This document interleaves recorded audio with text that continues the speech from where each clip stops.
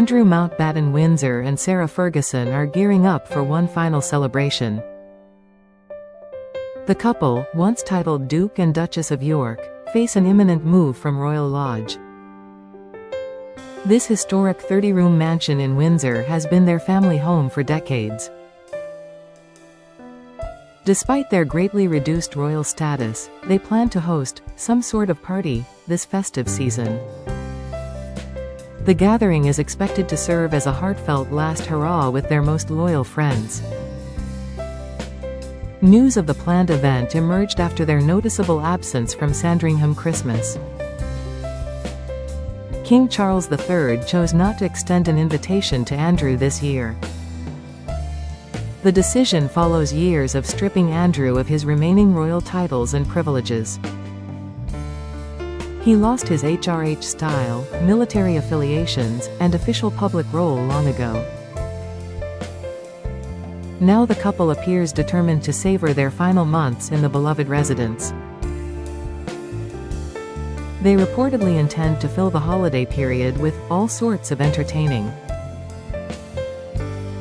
Royal biographer Andrew Lowney, author of entitled The Rise and Fall of the House of York, weighed in. He believes the pair will throw one last memorable gathering despite their public downfall. The guest list, Lowney suggested, will feature friends that go a long way back and have stuck with them. A well-placed source told the Daily Mail the party is already in the early planning stages. There is to be some sort of party for their last remaining friends over Christmas, the insider revealed. I'm not sure they've labeled it a farewell party, but it very much looks like a last hurrah. Royal Lodge holds deep personal significance for the couple and their daughters. Beatrice and Eugenie grew up within its walls, creating countless family memories. The mansion, originally constructed in the 17th century, features sprawling grounds and elegant interiors. King Charles has long expressed his wish for Andrew to relocate to a smaller property. Frogmore Cottage has been suggested as a possible alternative residence on the Windsor estate. Negotiations regarding the future of Royal Lodge have continued for several years. The couple's decision to organize a festive gathering shows their resolve to depart on their terms. This moment arrives amid renewed media scrutiny following fresh document releases. The U.S. Department of Justice recently published thousands of additional Epstein files. Monday evening's disclosure marked the largest single batch made public to date. The collection includes approximately 8,000 pages of previously redacted correspondence and materials. Among the newly revealed documents are emails involving Ghislaine Maxwell from early 2002. In one notable exchange, Maxwell sought to arrange female companionship for a contact called Andrew. The message was addressed to Juan Esteban Ganoza on March 3, 2002, ahead of a planned Peru trip. Maxwell described the desired companions as intelligent, pretty and fun women from good families. She stressed the need for absolute discretion in all arrangements. The visitor, she wrote, does not want to read about any trip in the papers. Maxwell instructed Ganoza to introduce only friends that you can trust and rely on. These friends should be friendly and discreet and fun, she emphasized. The contact was stored in Maxwell's phone under the name, The Invisible Man. Although the individual is not explicitly identified, the timing matches Andrew's official Peru visit. In March 2002, Andrew undertook a 6-day tour as part of Queen Elizabeth II's Golden Jubilee. The trip included events commemorating British-Peruvian ties and royal heritage. Before Maxwell's email, the Invisible Man responded enthusiastically to the proposed itinerary. On February 28, 2002, he wrote, "I am overwhelmed at the kindness and generosity of the offers.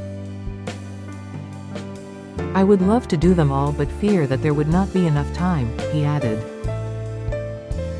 Regarding female companionship, he noted, "As for girls, well, I leave that entirely to you and Juan Esteban."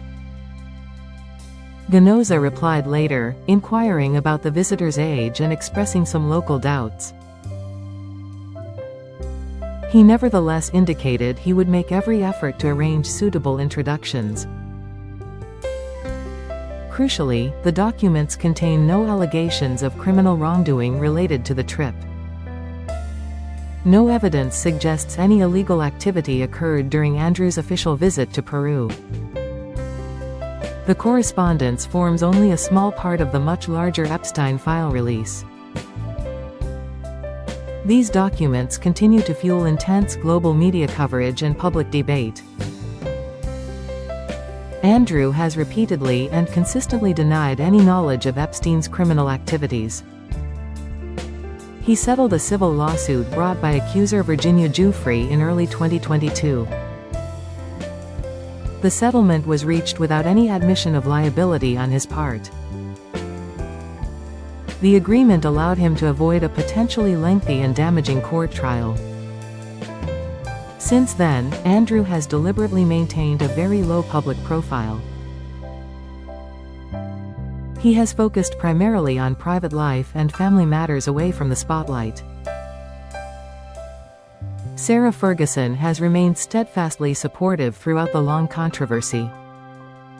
The couple divorced amicably in 1996 but continue to share Royal Lodge as their home. Their relationship is widely described as close, cooperative, and mutually respectful. This enduring partnership is largely maintained for the well-being of their daughters. Princesses Beatrice and Eugenie stay in regular contact with both parents. Both daughters have publicly defended their father on several occasions. The planned Christmas gathering at Royal Lodge carries deep emotional significance.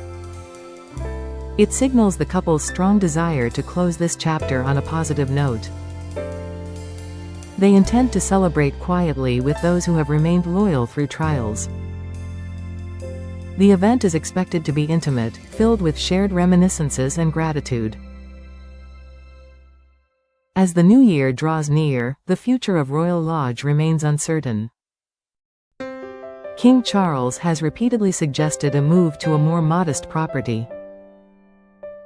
Frogmore Cottage, once occupied by Prince Harry and Meghan, has been mentioned.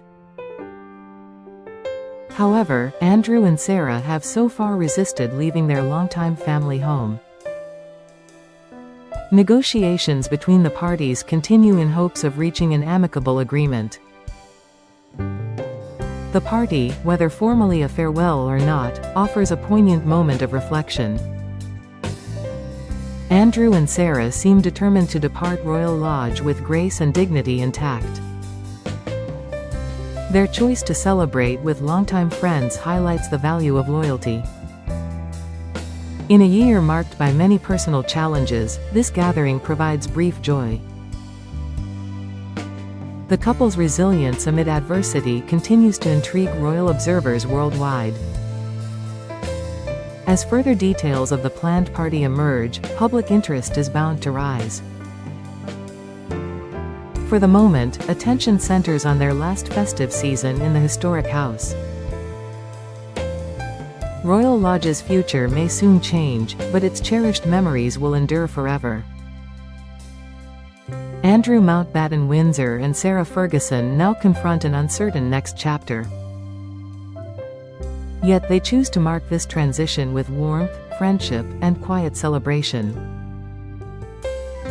This bittersweet farewell party captures the complexity of their current circumstances. It reflects both profound loss and the lasting power of deep-rooted relationships.